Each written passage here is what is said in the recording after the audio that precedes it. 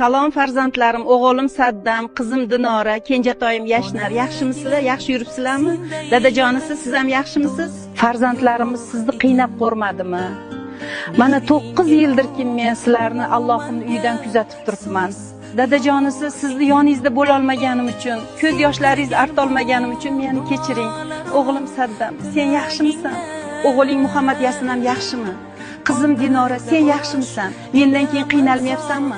Turmushga chiqibsan, farzandlaring Abdulloh, qizing Rayyona yaxshimi? O'zing bitta qiz eding, seni ham yolg'izlatib ketdimi, bolam? Dardlashgani hech kimim yo'q deb o'ksinma, men hamisha sen bilanman. Yashnar, yaxshimisan? Yashnar, ilohim senga uyim, joyim deydigan iymonli, soliha kelin kelsin.